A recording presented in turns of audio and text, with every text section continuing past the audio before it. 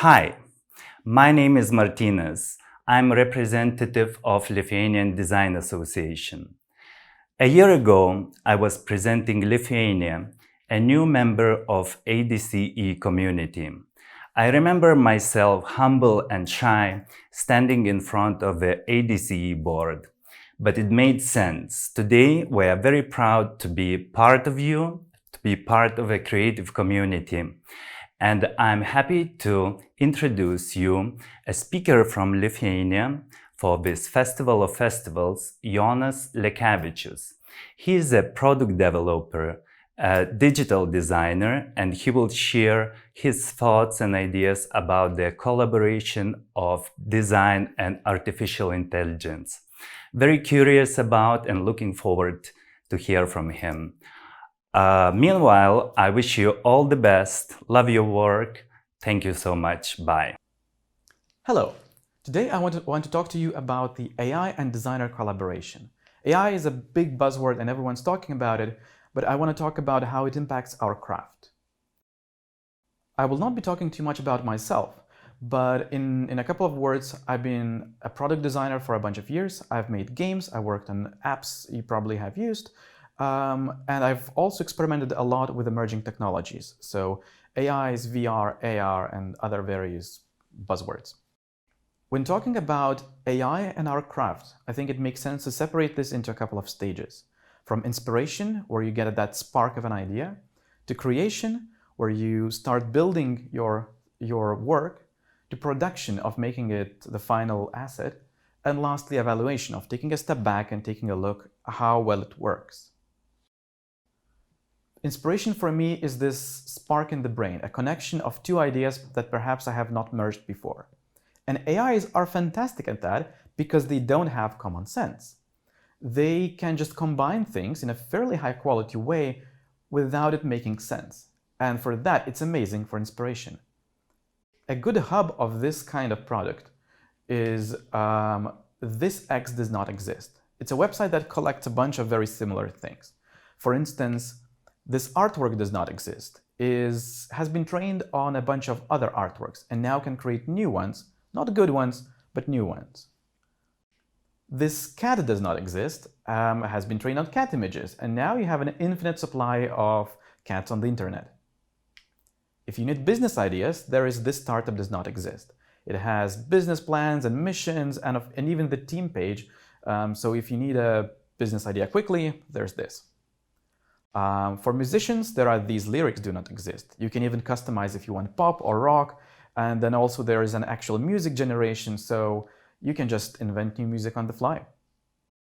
One of my favorites is This Word Does Not Exist. It has been trained on dictionary and now can invent new words and their definitions. For instance, the word dolky means using words that are not real words, which means it's a very dolky website. This Meme Does Not Exist is my favorite. It has been trained on memes and now can invent new captions. Like this one. I think it's a very relatable meme made by AI. Another way of making inspiration is generating entirely new images, and for that there is ImageGPT from OpenAI. It is kind of an autocomplete for an image. You provided the top of the image, and then it tries to guess how the image is going to end. Well, what's going to be the bottom of it? And it can create both realistic and also very creative explorations of how things might look.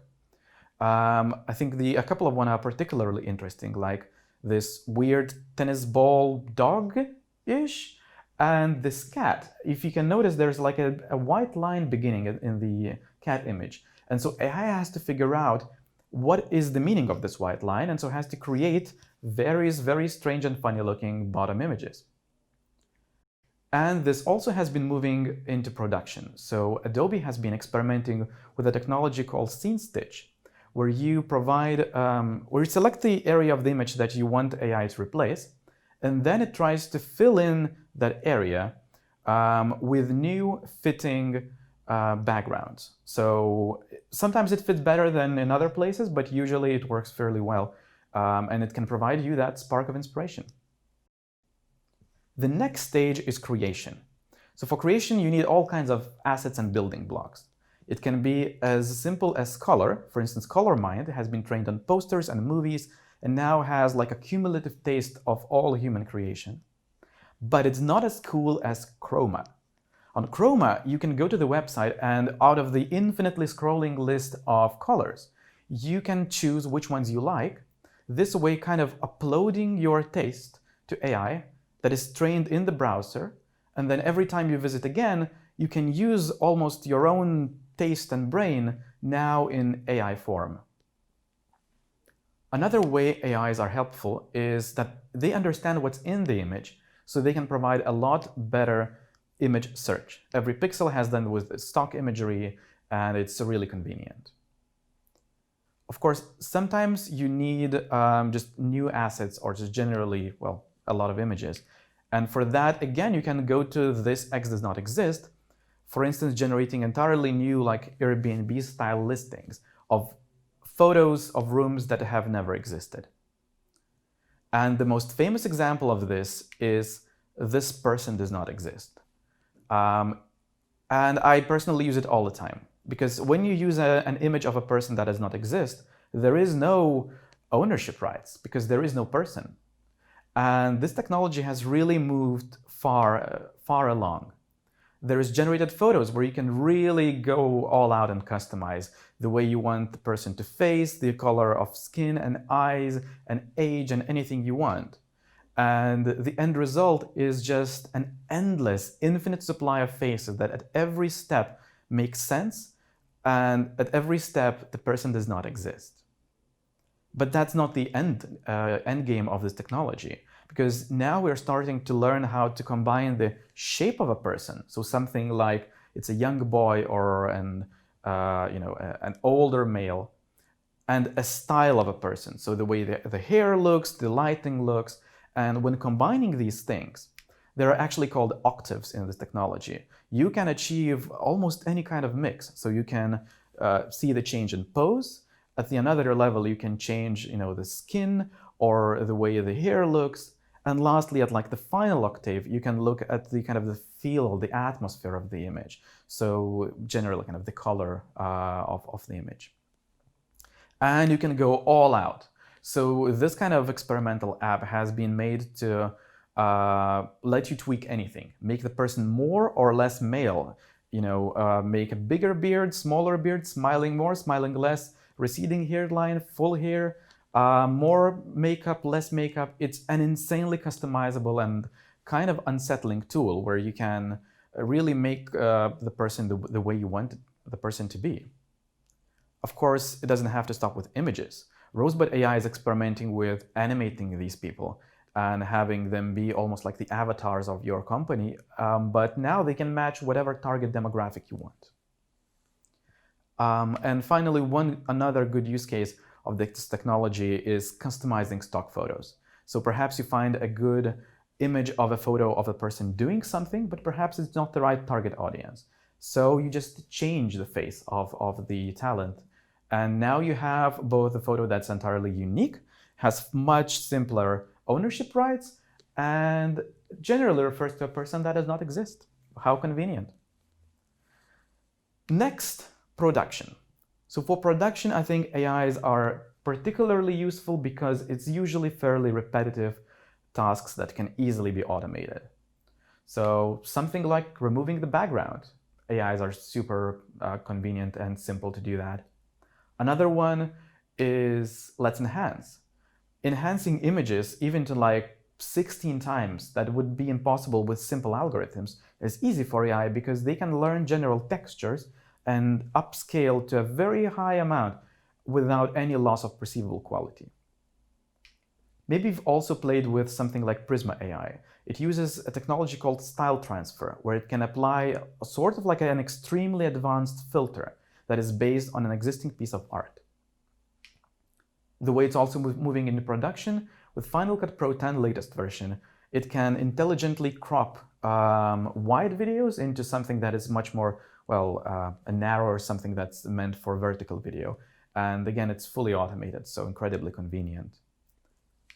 AIs can also help with accessibility. So Microsoft AI can annotate images. If you use them on the website, people without vision can at least understand what they're seeing. And that is just a very good, highly recommended use of technology.